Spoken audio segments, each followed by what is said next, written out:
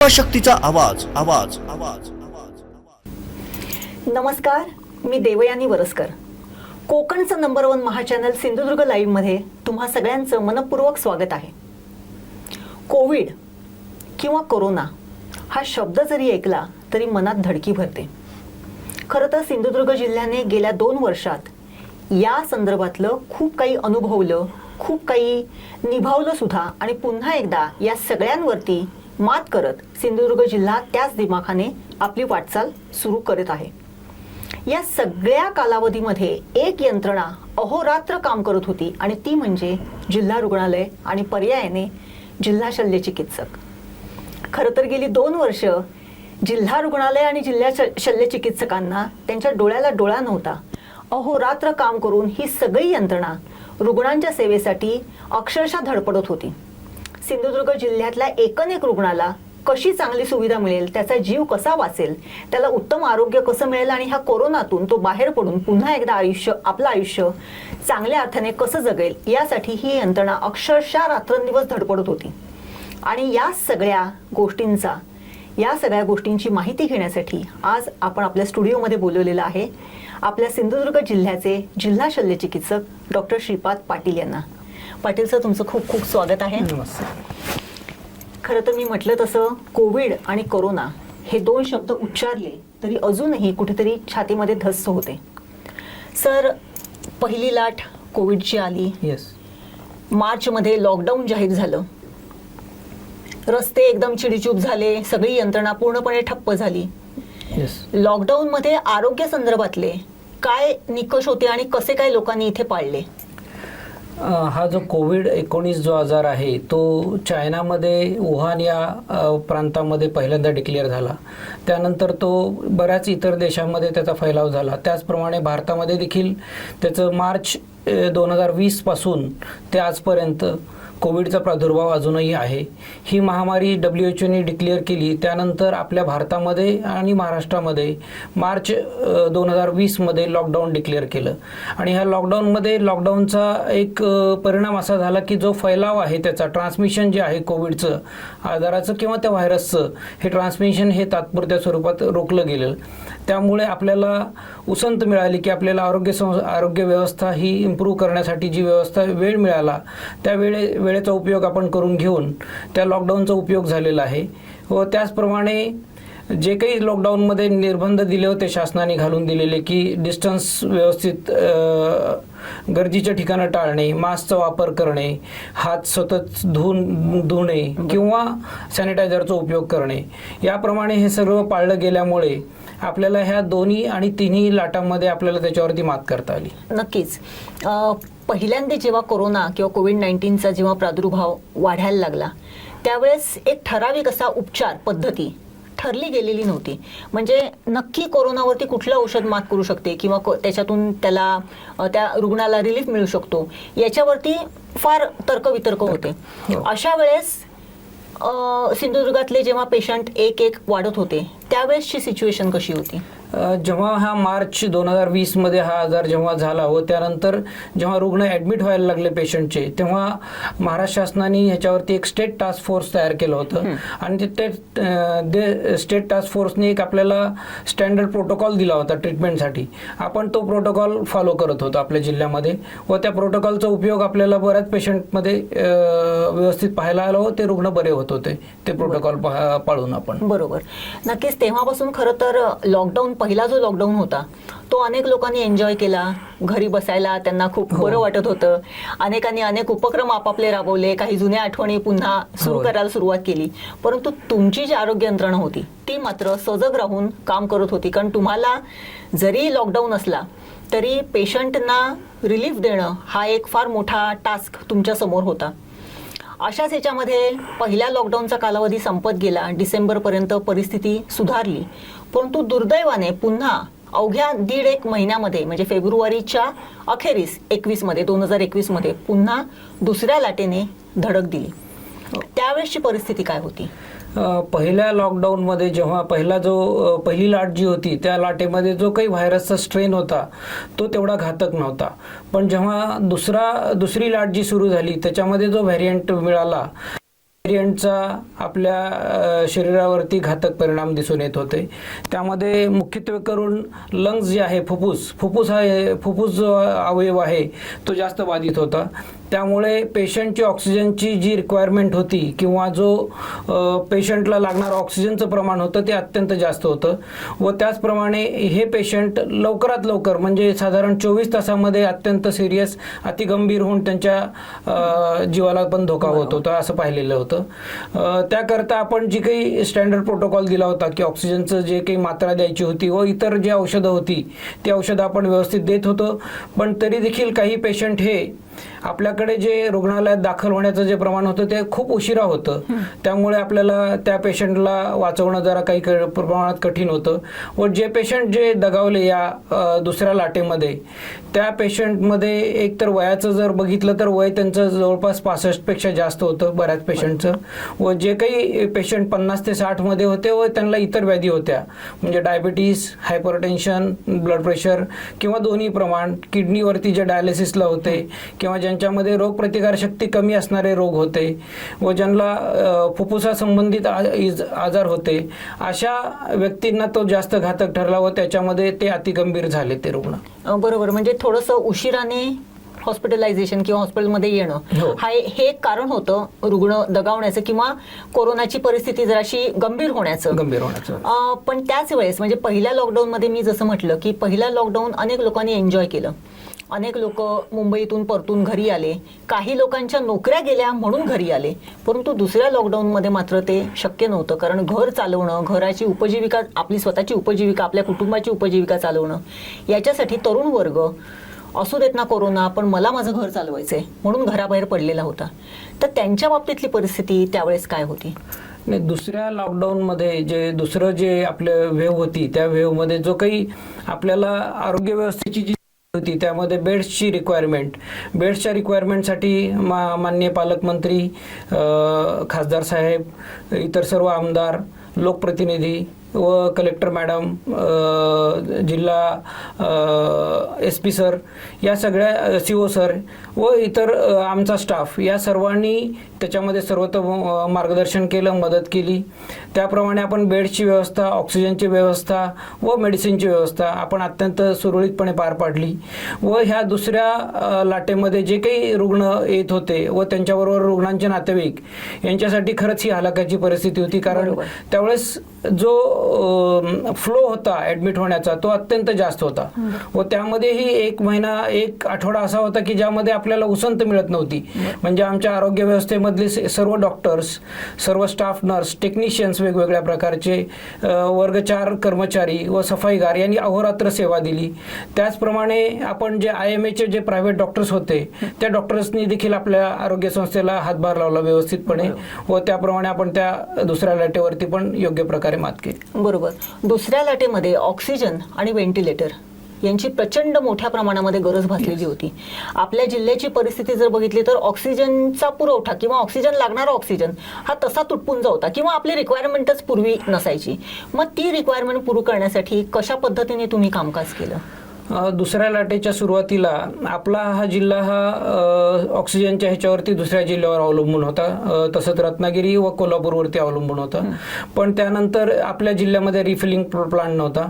पण सर्वांच्या राजकीय व शासकीय प्रशासकीय ह्याच्यामुळे रिफिलिंग प्लांट सुरू झाला आपल्या MIDC कुडाळमध्ये व त्याचप्रमाणे ऑक्सिजनची जी व्यवस्था होते म्हणजे जे वेगवेगळ्या प्रकारे आपण ऑक्सिजन पेशंटला डिलिव्हर करत होतो ते म्हणजे एक जम्बो सिलेंडर्सचा प्रकार होता, ड्युरा सिलेंडर्सचा प्रकार होता, लिक्विड मेडिकल ऑक्सिजनचे टँक होते व त्याचप्रमाणे ऑक्सिजन कॉन्सन्ट्रेटर होते.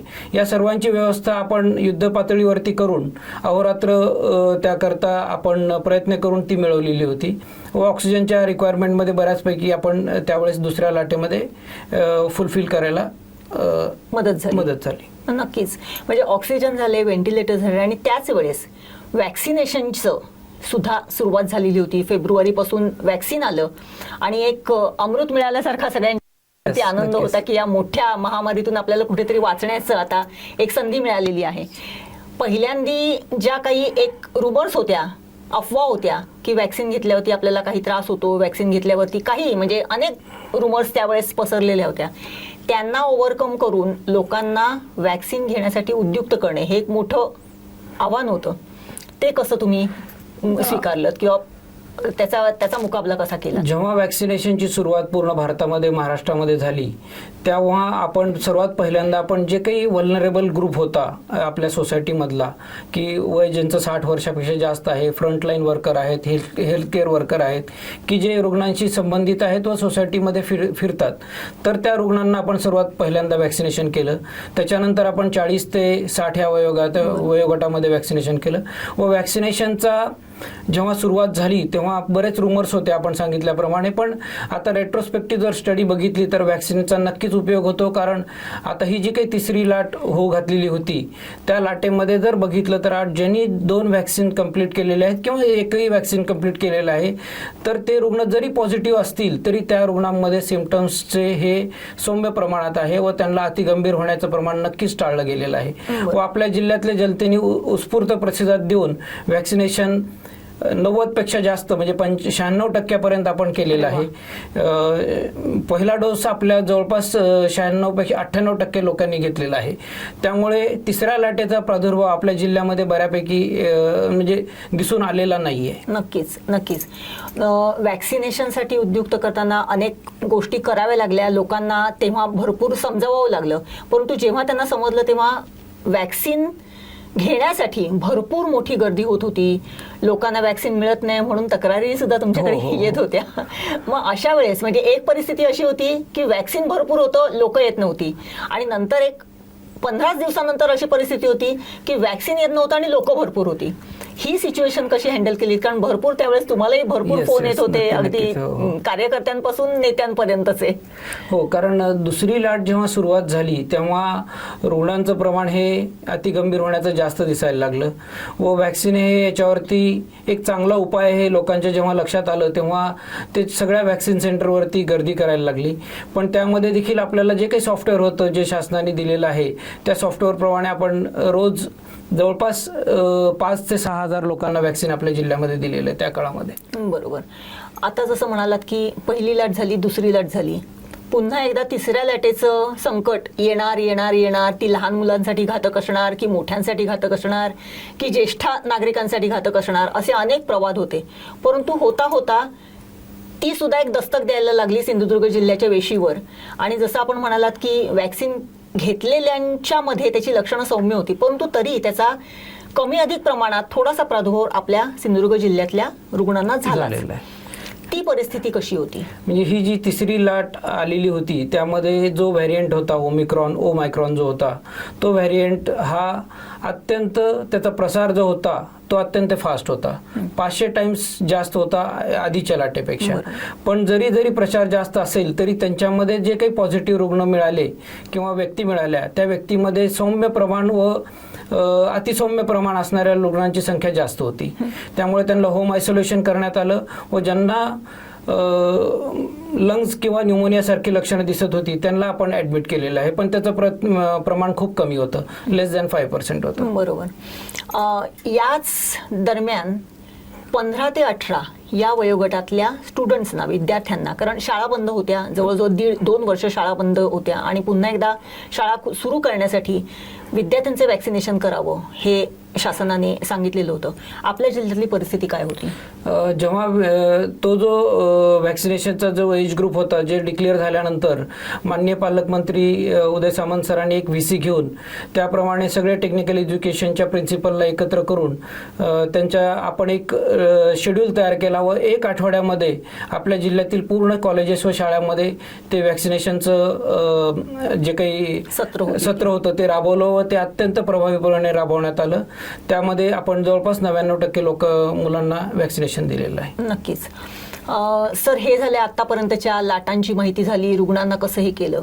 एक सगळ्यात मोठं आव्हान तुमच्या पुढे असं होतं की तुम्ही एक शल्यचिकित्सक, जिल्हा रुग्णालयातली डॉक्टरांची तुटपुंजी संख्या, त्याचबरोबर जो स्टाफ आहे तोच गेली 2 वर्ष, म्हणजे जसं आपण म्हणालात नर्सेस पासून चतुर्थ श्रेणी म्हणजे सफाईगार कामगारापर्यंत हे सातत्याने अहोरात्र, म्हणजे त्यांना सुट्टीतला स सुद्धा त्यांच्या तोंडासमोर नव्हता.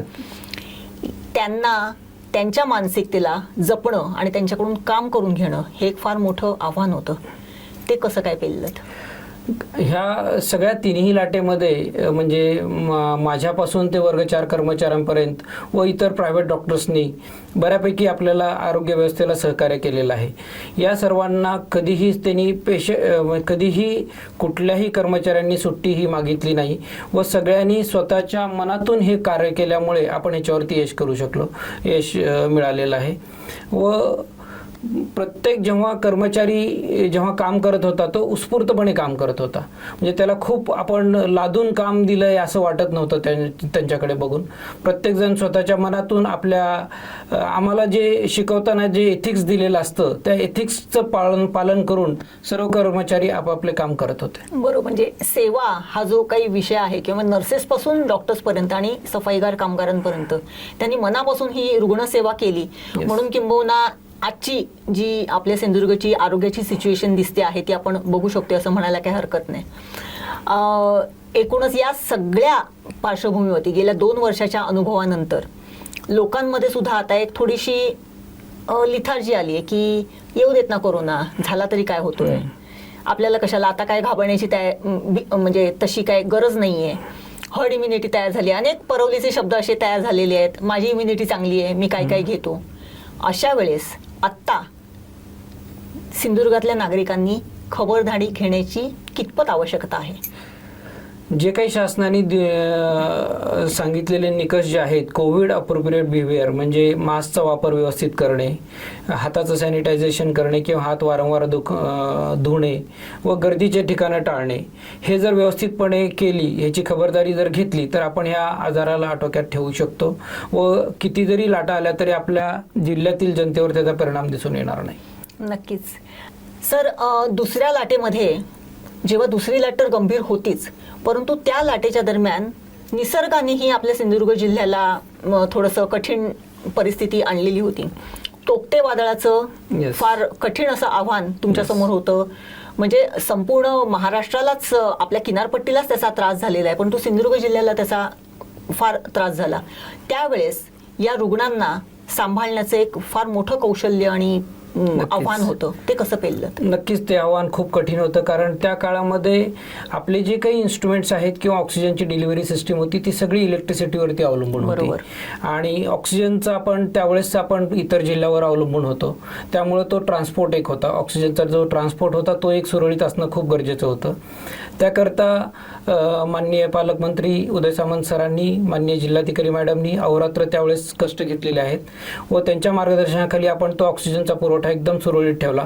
त्यासाठी आपल्याला इतर डिपार्टमेंटची मदत घ्यावी लागली. त्याच्यामध्ये आपण नॅशनल हायवे, बांधकाम विभाग या सर्वांनी आपण जो काही घाट माथा होता किंवा घाटातला जो परिसर होता व रत्नागिरी सिंधुदुर्ग जो रोड होता त्या रोडवरती समजा झाडं पडली असती तर ती लगेच काढणं खूप गरजेचं होतं, कारण आपल्याकडे लॅग पिरियड फक्त आपल्याला साधारण पिरियड हा 6 तासाचा होता की 6 तासात आपल्याला ऑक्सिजनची गाडी आपल्या जिल्ह्यात येणं गरजेचं होतं. त्याकरता आम्हाला 3 रात्र आम्ही झोपलेलो नव्हतो त्या काळामध्ये, की त्या काळामध्ये आम्ही प्रत्येक ठिकाणी लोकेशन्सवरती आपण सगळी व्यवस्था अशी ठेवली होती की झाड पडलं तर झाड आपण ते हटवण्यासाठी क्रेन्स, त्याच्याप्रमाणे JCB वगैरे तैनात ठेवलेला होता. व तसेच जिल्ह्यामध्ये जे काही कोविड सेंटर होते प्रायव्हेट किंवा गव्हर्नमेंट, त्या कोविड रुग्णांची काळजी खूप अत्यंत घेणं म्हणजे त्या काळात अवघड होतं, कारण प्रत्येक इलेक्ट्रिसिटीवरती अवलंबून होता. तर त्यासाठी इलेक्ट्रिक बॅकअप आपल्याला प्रत्येक ठिकाणी जनरेटर आपण व्यवस्था केली होती. त्या काळामध्ये आपण एक्स्ट्रा बॅकअप म्हणून जनरेटर्स घेतले होते. इतर जे काही प्रायव्हेट कोविड सेंटर होते किंवा गव्हर्नमेंट कोविड सेंटर होते प्रत्येकाला आपण जनरेटरचं बॅकअप दिलं होतं. जनरेटरचं बॅकअप असून चालत नव्हतं तर त्यामध्ये इंधन पण असणं गरजेचं होतं. तर ते इंधन पण आपण ट्रान्सपोर्टनीच येणार होतं. त्यामुळं त्या इंधनाच्या गाड्या किंवा जे पेट्रोल पंप होते त्यांना पण आपण त्या काळात इन्स्ट्रक्शन देऊन ठेवले होते, म्हणजे प्रशासनामार्फत, कलेक्टर मॅडम मार्फत, की प्रत्येकाने ते डिझेल ज्या कोविड सेंटर्सला प्रायोरिटी प्रमाणे देण्यात यावं व त्याप्रमाणे आपण इलेक्ट्रिसिटीचं बॅकअप, ॲम्ब्युलन्सची व्यवस्था, कारण समजा एखाद्या वेळेस एखाद्या ठिकाणी मिसॅप झाला कोविड सेंटरला तर तो एस्केप प्लॅन आपण तयार करून ठेवला होता त्या काळात पेशंटना हलवण्यासाठी. त्यासाठी आपण प्रत्येक कोविड सेंटरमध्ये 2 2 ॲम्ब्युलन्स तयार ठेवल्या होत्या, त्यासाठी ड्रायव्हर्स, मॅनपॉवर सगळं आपण त्यावेळेस म्हणजे ते 3 दिवस आम्ही खूप म्हणजे ऑन द टोज राहून काम केलेलं होतं. बरोबर. त्यामुळे आम्ही तो अतिवृष्टीचा जो काही 3-4 दिवस होते व तोक्ते वादळाचे आपण 3-4 दिवस ते आपण खूप जिकरीचे होते, पण आपण सर्वांच्या डिपार्टमेंटच्या सहकार्याने ते व्यवस्थित पार पाडलं. म्हणजेच एकीकडे रुग्णसंख्या आणि दुसरीकडे निसर्गाची अकृपा या दोन्ही कचाट्यामध्ये आरोग्य यंत्रणा सापडलेली होती आणि त्याच्यावरती सुद्धा तुम्ही फार चांगल्या पद्धतीने मार्ग काढलात. डॉक्टर श्रीपाद पाटील यांनी खरं तर पहिल्या लाटेपासून आता 3ऱ्या लाटेपर्यंतचा जो काही प्रवास सांगितला जिल्हा रुग्णालयाचा आणि सिंधुदुर्ग जिल्ह्यातल्या कोरोना परिस्थितीचा, त्यावरून आपण निश्चितच लक्षात घेऊ शकतो की काम फार कठीण होतं, परिस्थिती फार कठीण होती, परंतु त्या परिस्थितीवरती यांनी सगळ्यांनी अत्यंत सामर्थ्याने असा लढा देऊन या सगळ्या याच्यातून ते बाहेर पडलेले आहेत. आपल्या सिंधुदुर्ग जिल्ह्यातल्या लोकांना त्यांनी बाहेर काढलेलं आहे आणि आश्वस्त केलेलं आहे की कितीही गंभीर परिस्थिती झाली तरी आम्ही तुमच्यासाठी आहोत. साक्षात श्रीपाद पाटील हे श्रीपाद आहेत. श्रीपाद श्रीवल्लभ श्रीगुरूंनी त्यांना निश्चितच वरदहस्त दिलेलं आहे आणि म्हणून कधीही कुठे जेव्हा असं फार मोठं अडचणीचं काम असते तेव्हा गुरुकृपेशिवाय ते साध्य होऊ शकत नाही आणि ती सिद्धी निश्चितच डॉक्टर श्रीपाद पाटील यांना मिळालेली आहे असं म्हटलं तर वावगं ठरू नये. म्हणूनच या अत्यंत कठीण अशा परिस्थितीमधून त्यांनी आपल्या सिंधुदुर्ग जिल्ह्यातल्या रुग्णांना फार खुबीने त्याच्यातून बाहेर काढलेलं आहे आणि चांगलं आरोग्याची हमी दिलेली आहे. एकूणच कोकणचं नंबर 1 महाचॅनल सिंधुदुर्ग लाईव्हच्या 8व्या वर्धापन दिनाच्या निमित्ताने डॉक्टर श्रीपाद पाटील आपल्या स्टुडिओमध्ये आले आणि एकूणच सिंधुदुर्ग इथली कोविडची परिस्थिती आणि भविष्यातील सिंधुदुर्गाची आरोग्याची परिस्थिती या संदर्भामध्ये फार सुंदर अशा शब्दामध्ये, फार सोप्या शब्दात विवेचन केलं. त्याबद्दल संपूर्ण सिंधुदुर्ग लाईव्ह परिवारातर्फे मी त्यांचे खूप खूप आभार मानते. धन्यवाद. धन्यवाद.